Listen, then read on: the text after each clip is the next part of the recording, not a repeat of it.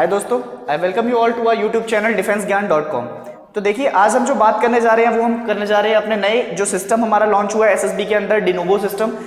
इस सिस्टम के बारे में हम आपको कुछ चीज़ें बताऊंगा मैं कि इस सिस्टम की ज़रूरत क्यों पड़ी है और जो सिस्टम है वो क्यों आ रहा है आपका, ठीक है। और जो अभी वाला जो प्रोसीजर चल रहा है उसमें क्यों चेंजेस किए जा रहे हैं और वो क्या मतलब ज़रूरत पड़ी है हमें चेंज करने की। तो देखो, डिनोवो सिस्टम जो है वो 3 डेज का एक प्रोसीजर होगा, ठीक है।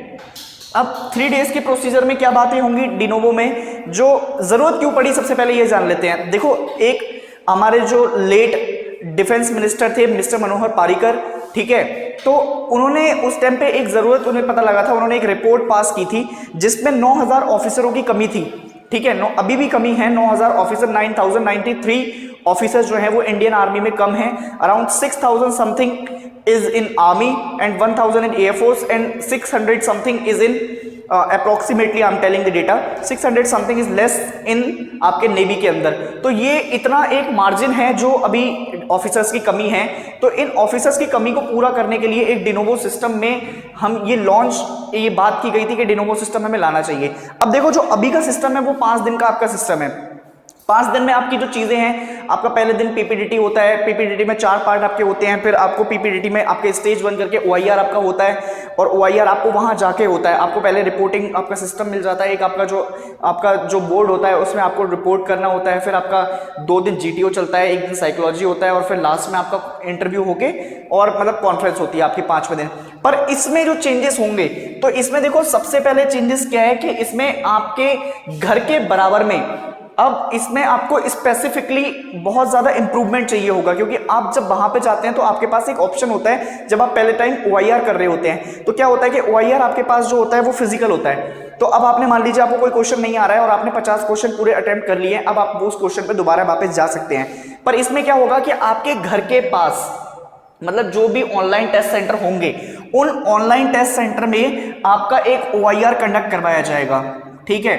अब ये कैसे पता लगेगा कि घर के बराबर में कौन सा है? तो देखिए, जैसे भी कोई भी आप जैसे अभी एग्जाम देख रहे हैं जो ऑनलाइन हो रहे हैं, लाइक एन एयरफोर्स एग्जाम, तो एयरफोर्स में जहां पे भी आपका एयरफोर्स स्टेशन है, तो जिन बच्चों को एसएसबी के लिए एप्लीकेबल होंगे और जिन्होंने जहां से किया है, तो उनके घर के बराबर में अलॉटेड सिस्टम ढूंढे जाएंगे जहां पे टेस्ट सेंटर अलॉटेड किए जाएं।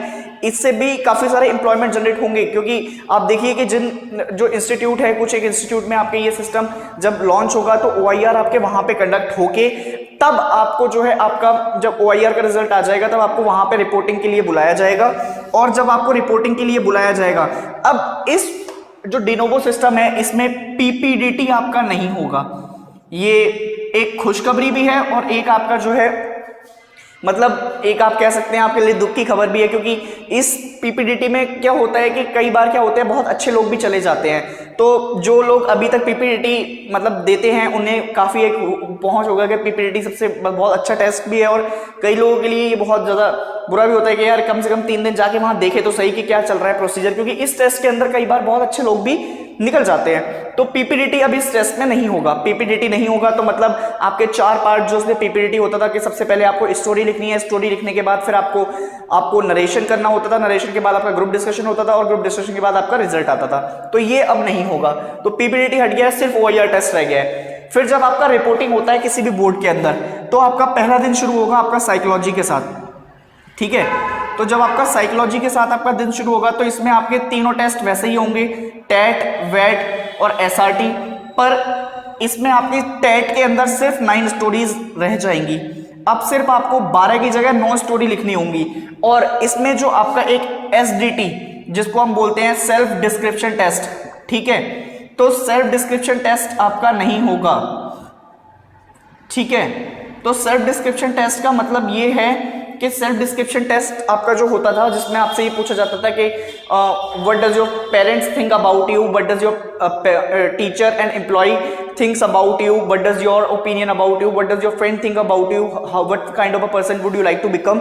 सो this type of question, this 5 question which is used to be asked, this will not be there, ठीक है। एसडीटी कैंसिल हो जाएगा आपका।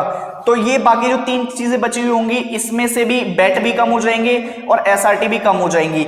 और टेट के अंदर सिर्फ 9 स्टोरीज आपको लिखनी होंगी, जो कि 9 स्टोरी में आपकी जो स्टोरीज हैं उसके अंदर से आपकी चीजें पता लगती हैं। अब तीसरे दिन जो आपके टेस्ट होंगे, दूसरे दिन सॉरी आई मीन, ठीक है, तो उसमें आपका जो जीटीओ है, जीटीओ में आपकी जो टास्क होंगे शुरू, जीटीओ में आपका जीडी वगैरह, जो जीडी होता है आपका, जीडी अब नहीं होगा इसमें, ठीक है। फिर इसके अंदर आपका जीपी आएगा, सिर्फ जीपी आपका कंडक्ट होगा, ठीक है। और आपका जो है एक आपका एचजीटी, पीजीटी, ये आपके टेस्ट होंगे, ठीक है। और इसके अंदर आपका जो आपकी अगर इन केस आपके ये जितने भी टेस्ट होते हैं, अब इंडिविजुअल ऑब्स्टेकल के ऊपर बात आती है तो आईओ आपका होगा, ठीक है। स्नेक रेस वगैरह इसमें से हटा दी जाएगी। अभी तक जो आपका बात चली है कि स्नेक रेस होगी कि नहीं होगी, इसके ऊपर बात चल रही है, पर जो कि टाइम कम होगा तो स्नेक रेस नहीं करवाएंगे। तो ये सारे टेस्ट होंगे आपका। स्टार्टिंग मॉर्निंग में फॉलोड होगी सबसे पहले जीपी के साथ, जीपी के बाद आपका प्रोग्रेसिव ग्रुप टास्क होगा और उसके बाद एचजीटी, फिर आफ्टरनून में आपका इंडिविजुअल ऑब्स्टेकल होगा, ठीक है। इंडिविजुअल ऑब्स्टेकल होने के बाद फिर इसमें आपके जो हैं आपके कुछ एक टेस्ट जो बचेंगे, इसमें आपका लेक्चरेट पार्ट, शायद इस लेक्चरेट के ऊपर अभी बहस है कि लेक्चरेट हो भी सकता है या नहीं भी हो सकता है, पर मोस्ट प्रॉब्ली लेक्चरेट नहीं होगा। ये अभी तक का जो डेटा आया है वो उसमें यही बोला गया कि लेक्चरेट नहीं आएगा इसके अंदर, ठीक है। और जब इतने सारे टेस्ट आपके हो जाएंगे एक दिन के अंदर, फिर उसी दिन कुछ लोगों के इंटरव्यू शेड्यूल कर दिए जाएंगे।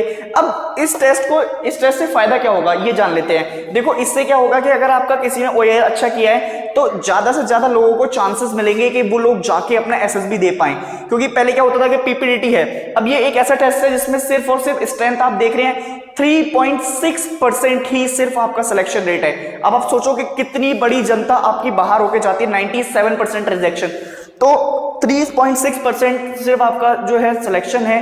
तो इसमें से जो अब पीपल हैं, अब वो 3 दिन अपने टेस्ट दे पाएंगे। और मान लीजिए किसी बच्चे को जो बाहर निकल जाता था पीपीडीटी में, अब वो बच्चा अपने ज्यादा से ज्यादा चीजें लेके आ पाएगा।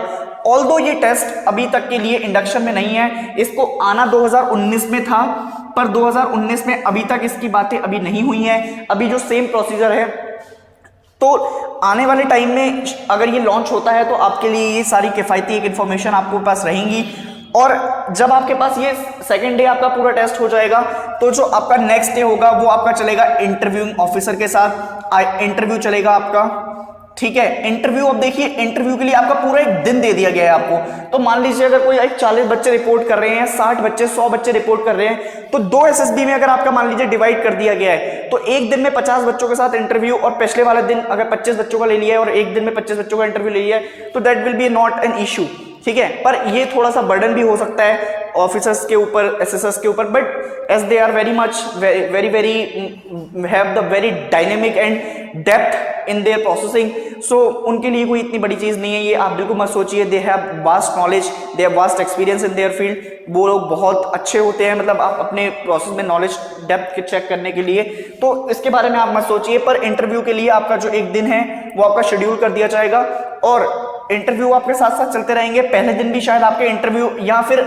इसमें अभी एक चेंजेस ये हो सकते हैं कि आपका जब पहले दिन आपका पीपीटी एक साथ तीनों टेस्ट हो गए हैं, तो उसके बाद आपके इंटरव्यू चलेंगे, और सेकेंड डे आपके जो है वो इंटरव्यू चलेंगे। मतलब इसके ऊपर अभी तक डाउट है, ठीक है, कि ये जो इंटरव्यू है, इंटरव्यू में आपका तीसरे दिन के लिए अलॉट इसलिए नहीं किया जाएगा क्योंकि तीसरे दिन बोर्ड कॉन्फ्रेंस होगी आपकी, ठीक है।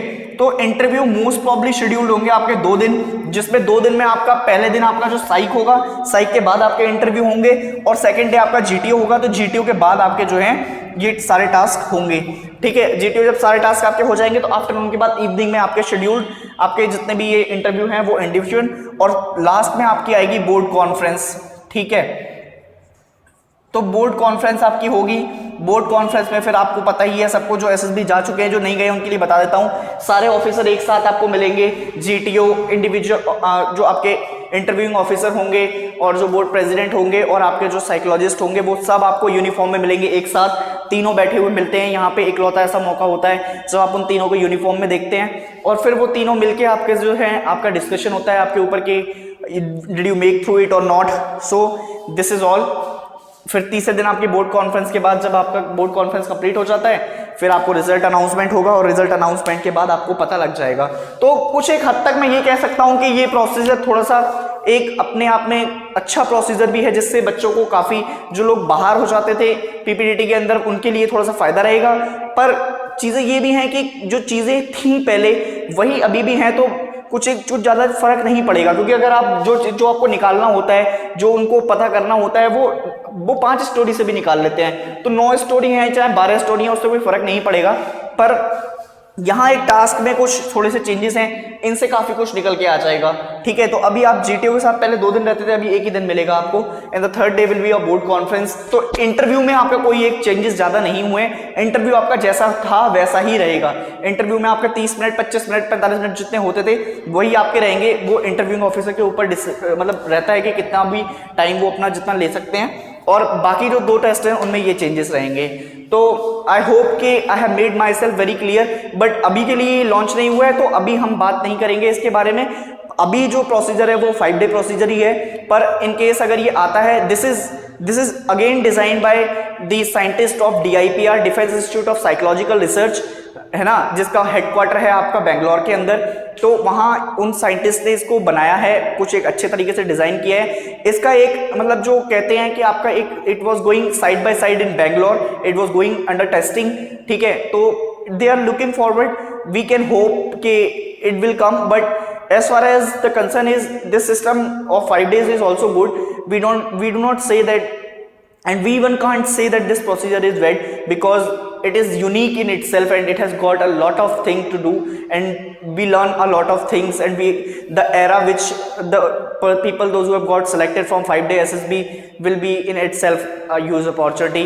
तो अभी तक आपके लिए मैं इतनी सारी बातें, ये डिनोवो सिस्टम था जो लॉन्च किया है। तो दोस्तों, अगर आपको वीडियो पसंद आई हो तो आप वीडियो को लाइक कर सकते हैं, शेयर कर सकते हैं, सब्सक्राइब कर सकते हैं। हम फिर मिलेंगे आपसे अगली वीडियो में, तब तक के लिए जय हिंद, जय भारत।